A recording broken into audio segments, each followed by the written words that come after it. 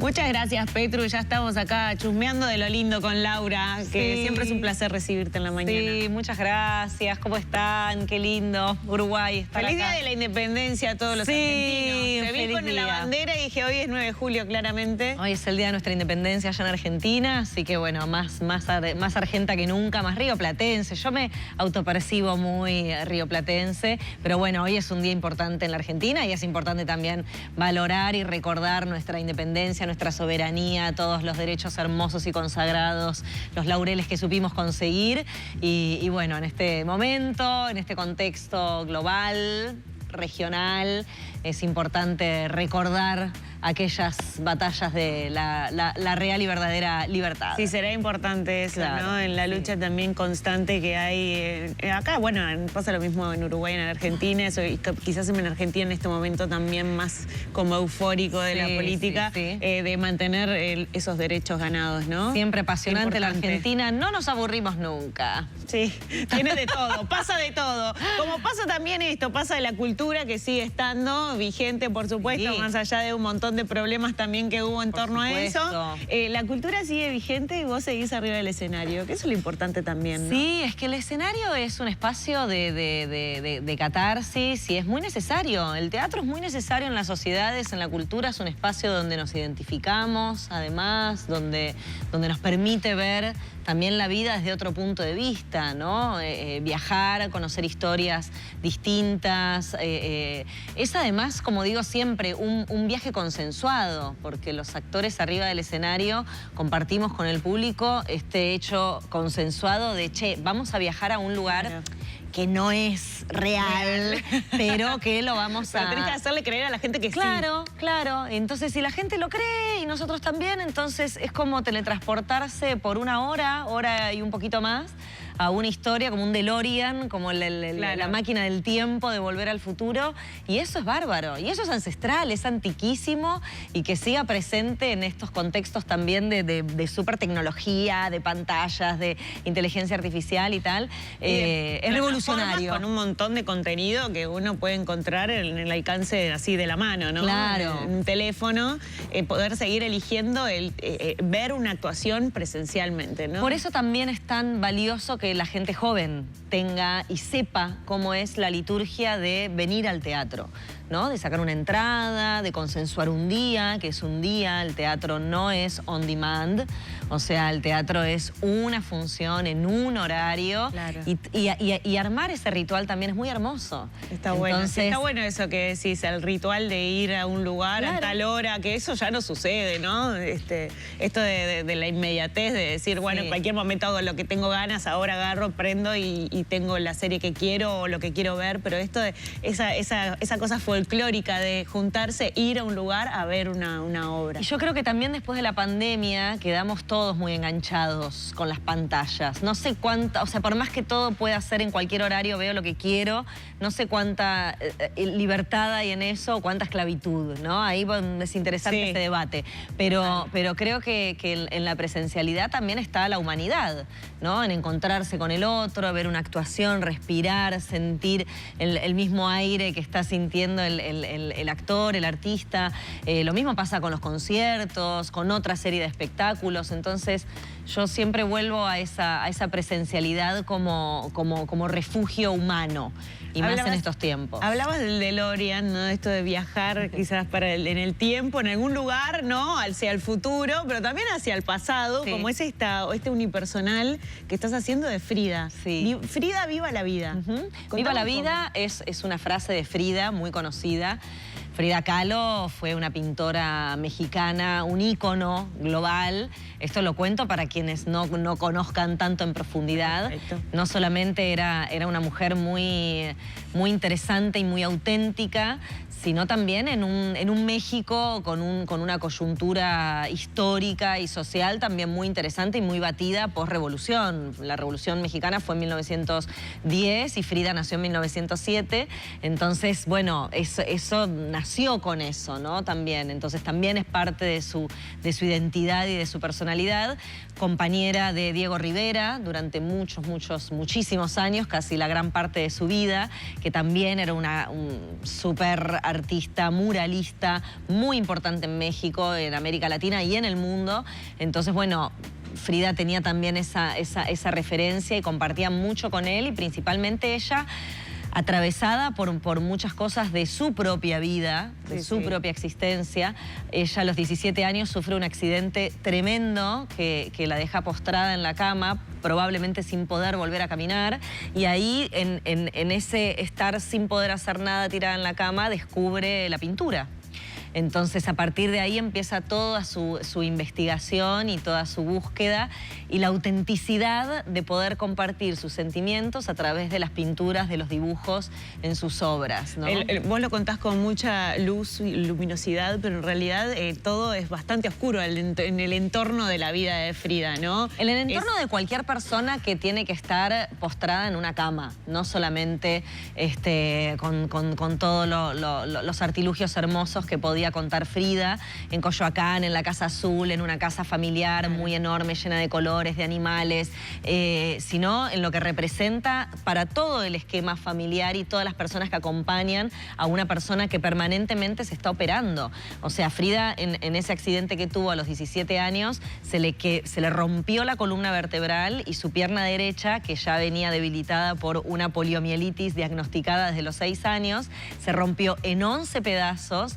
Entonces, soldar esos huesitos llevó mucho tiempo y después llevó muchas otras operaciones. Entonces, llevó más de 30 operaciones en su vida, tuvo Frida, y vivió 47 años. Claro. O sea, imagínense el preoperatorio, postoperatorio, todo lo que representa por ahí hacerse una boludez en un ambulatorio, es toda una movida. Imagínense lo que era también eso. Entonces, era parte protagonista de su vida también, el dolor, las recuperaciones. Bueno, la cuestión de la maternidad también, que es un tema que para ella fue muy importante. Muy importante. Ella tenía un deseo muy profundo de ser madre y no podía lograrlo porque en su accidente el útero quedó damnificado y roto, entonces no podía contener, llevar adelante y a término los embarazos. Entonces tuvo 3 abortos espontáneos.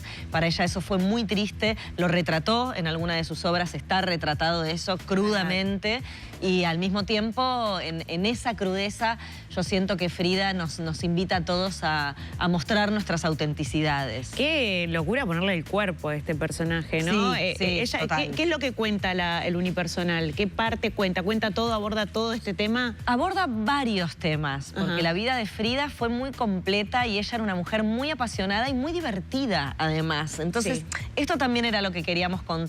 Si bien la obra está escrita por un autor mexicano que ya lleva más de 20 años en cartel. 28 países, ¿no? También. En 28 países se dio diferentes versiones. Nuestra versión está dirigida por Julia Morgado.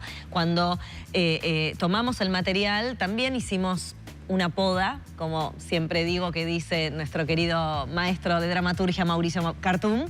Entonces hemos podado como partes que también necesitaban estar más condensadas en un texto de 60 minutos y en eso está toda la vida de Frida, ¿no? O sea, su vínculo con el amor, con la naturaleza, lo anfitriona que era ella era muy amiguera. Todo ocurre en una Día de los Muertos, ¿no? Exacto. Como en el armado de su altar, de su propio altar, o del altar de otro. Es que es el altar como familiar, ¿no? En Día de Muertos, que es muy importante, es una tradición muy sagrada y muy importante en México y muy popular, además.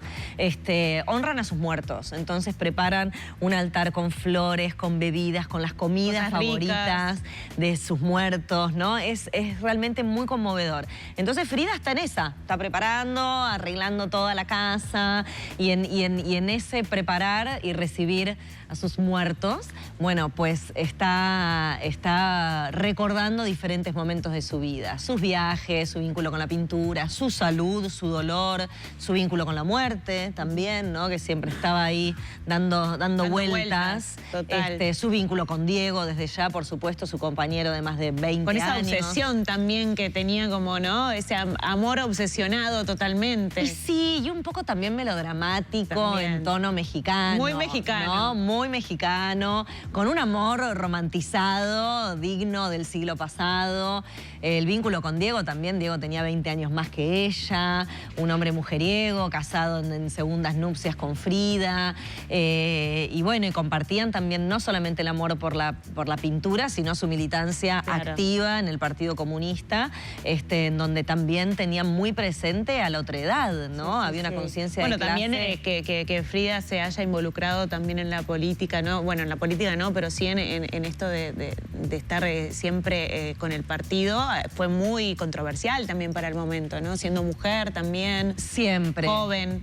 Todo, y todas las diversidades que menciono. Que también, si pensás, se atrae mucho a lo actual. Capaz que algún cambio, alguna cosa pudo haber, pero sin embargo sigue siendo así. Sí. Por más que hayamos consagrado algunas leyes que son importantes, siempre es distinto, siempre las mujeres tenemos que estar justificando y demostrando que podemos hacer las cosas. Eso sigue siendo así, ¿no? A pesar que cambiaron los años y las décadas, hay algo que queda culturalmente muy arraigado, hay un patriarcado que todavía sigue muy presente y muy vigente, y bueno, y que yo tengo la esperanza de que lentamente podamos ir equilibrando y también incorporando la diversidad, todos los géneros y bueno, y también saliendo de los espacios de privilegio, que es a veces pienso un poco en eso, en lo actual que puede llegar a ser una obra hablada, o sea, con la voz de Frida, ¿no? Sí. Digo, más allá de que uno piensa, bueno, pasó hace un montón de años, pero no, en realidad su voz sigue estando vigente en cuanto a todo el sufrimiento que pasó y muchísimas situaciones, ¿no? Que tienen que ver también con la actualidad que vive una mujer común, digamos, ¿no? Sí, el mensaje sigue vigente. ¿Es verdad que le pedís ayuda y permiso antes de las funciones? Siempre, por supuesto. Sobre todo porque nunca había interpretado un personaje que ya existió. Nunca en mi vida, en casi 30 años de trabajo, nunca compuse una persona que ya conocieran todos. Entonces, hay algo de eso que el mecanismo de cómo crear o cómo llegar a ese personaje es interesante porque hay muchas referencias, pero bueno, también se juegan otras energías, ¿no? Y bueno, Frida en este sentido es una mujer globalmente conocida, muy importante, imponente. Entonces, cada vez que empiezo la función, por supuesto, me conecto con mis muertitos. Con tus muertitos. ¿Y qué fue lo más difícil, el principal desafío para vos en este personaje? Bueno, muchas cosas fueron desafiantes. Estar sola arriba del escenario es muy desafiante.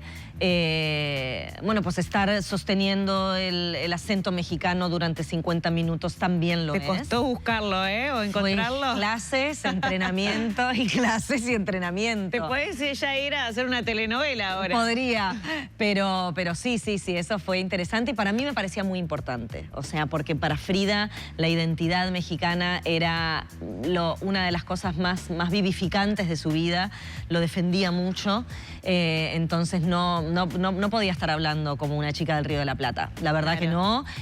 Por más que pueden haber un montón de versiones de Frida, montones, pero yo decía, y lo consensuamos con la directora y también dijimos, bueno, si no sentimos que está plenamente afinado ese acento mexicano, lo soltamos, pero vamos a intentarlo.